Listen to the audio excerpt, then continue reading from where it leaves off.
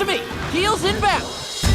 There's a lot that Monster Hunter Wilds doesn't tell you, and even when it does, there are more specifics to be learned or buried in menus. Because there's so much to get through, we've decided to make 2 videos, one for low rank and new Monster Hunter players, and one specifically for high rank and Wilds further into the game. While a lot of our footage here will be from high rank hunts, it's all stuff that's applicable earlier in the game, and we're using pre-order bonus layered armor so we don't give away some later game armor designs. Here are 28 things Monster Hunter Wilds doesn't tell you, low rank edition. If you're wondering why your health and stamina bars aren't filling up all the way, you probably need to eat. You can grill a meal in any camp or with your portable barbecue grill. You can consume rations and other ingredients to make a full meal with added benefits, or you can simply grill raw meat by itself to just restore your max health and stamina bars. If you don't have any rations on hand, there will usually be some in the provided supplies in your Seikret that you can retrieve by hitting left on the D-pad. If you're grilling meat by itself, there's an associated mini-game to making sure you get well-done steak, the best available. Make sure you hit the confirm button right as the song ends and the puff of smoke comes out of the fire and the steak changes color. Then press confirm along with the beat to make even chops to get the most amount of steak possible.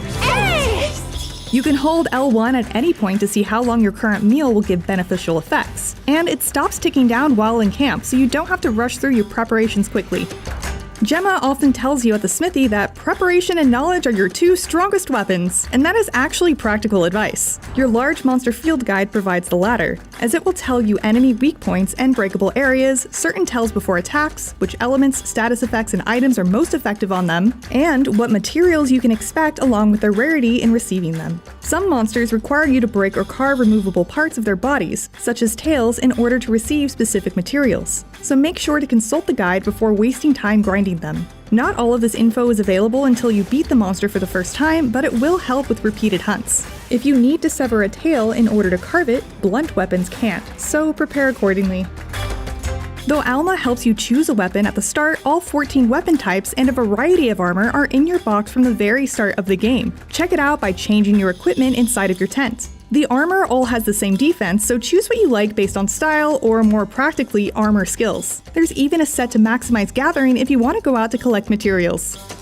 The squares under each skill are the level of skill that particular piece contains, and if you go to the skill info panel, it tells you the details of what each level of that skill does. Group skills and set bonus skills are special skills that only activate when a certain number of equipment pieces with those bonuses are equipped. This 3 here means I need 3 pieces with that group skill for it to work.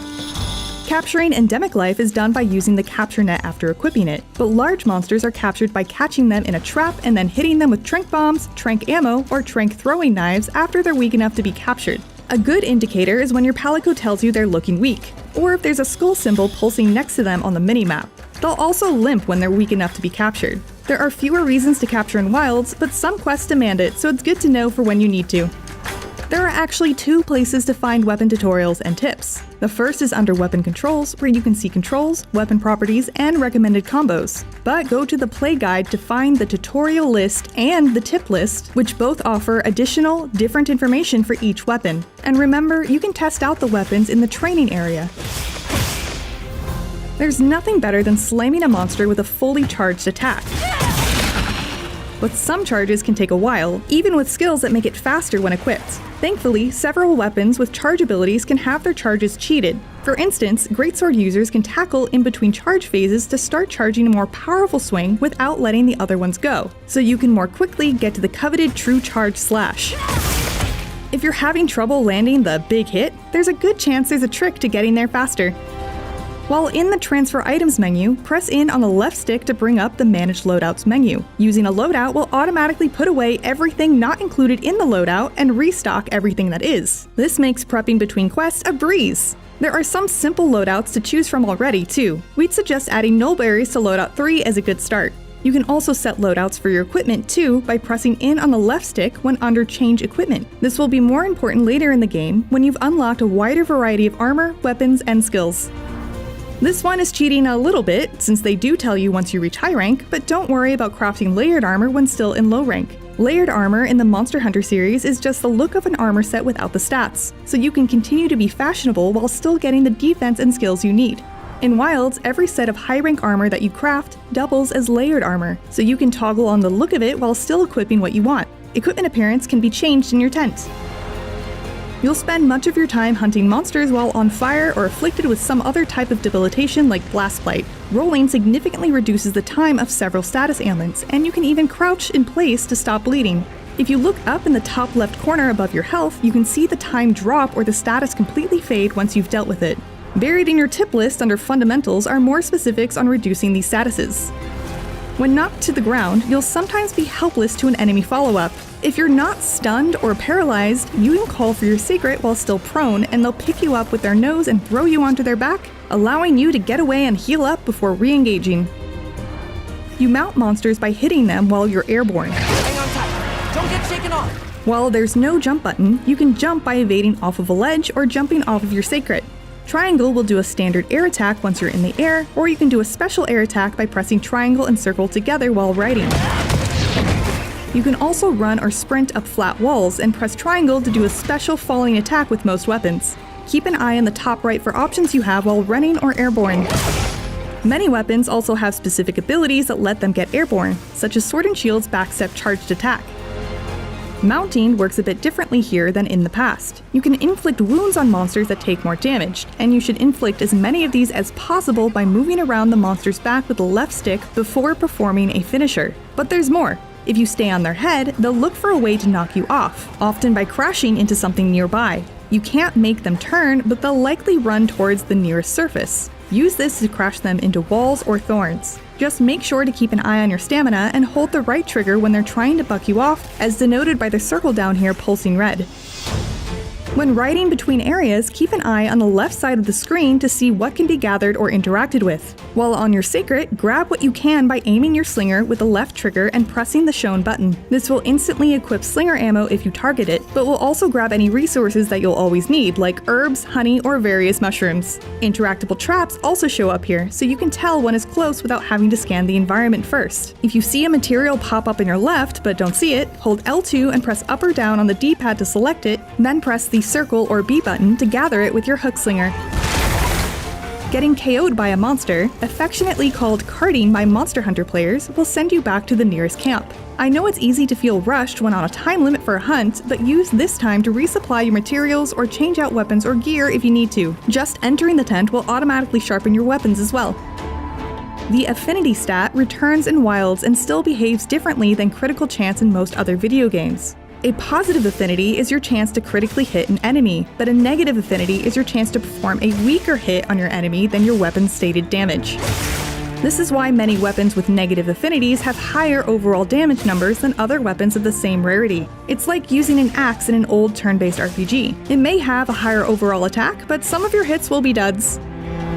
Wilds technically tells you this eventually, but fast travel is available immediately. Open up your map and press right on the D-pad to select a fast travel list. This shows you every place you can fast travel to on your map. So let this serve as your reminder to get those pop-up camps in place, as they'll often be closer to the location you want to get to than your base camp. And speaking of the map filters are extremely useful when trying to hunt down particular resources. Later in the game, when trying to find specific resource gathering points or endemic life, you can open the map, press right on the D-pad, and filter all the icons by category. You can even send these custom filters to your minimap, and even set waypoints so your Seikret will run to them automatically. Scrolling left or right on the particular item or creature will flip between all their locations on the map. Doing a little bit of map legwork can save you a ton of time. If you press the button for the submenu while on the pause screen, you can sort your tabs to keep them in the order you want, toggle some of them on and off, and choose which widgets you want on screen. One thing you should definitely do is choose Edit Tabs, check the Star tab for favorites, and then go to Edit Favorites to create your own pause screen with all of the things you need. You can put your item pouch, signal ping, large monster guide, or anything else you may need quick access to in way fewer button presses. You can also put these on the radio menu. Monster Hunter is complicated enough, so make sure to simplify where you can. So this was officially announced, but Wilds never actually tells you when or how you can customize your Seikret. After completing the main mission at Hunter's Pride, aka Chapter 1-4, head to Kanafa Village. There's a new little Seikret item on the map to show you where to go talk to Monona, which will then unlock the ability to edit your Seikret's appearance both here and under the appearance menu in your tent. Think of the optional objectives that pop up on the right of the screen during a main story mission as a highlighted tutorial or bonus content. You won't get extra rewards, but you will learn some cool stuff, either about hunting or about your NPC party members. In the Communication tab of your menu, scroll to the right to your stickers. Press triangle or Y to open up the sub-menu to customize the text that appears with them. You can customize a lot of the communication here, so check it out, then customize a radial menu with your favorite shoutouts, stickers, gestures, and poses to use effectively in multiplayer. Please use responsibly.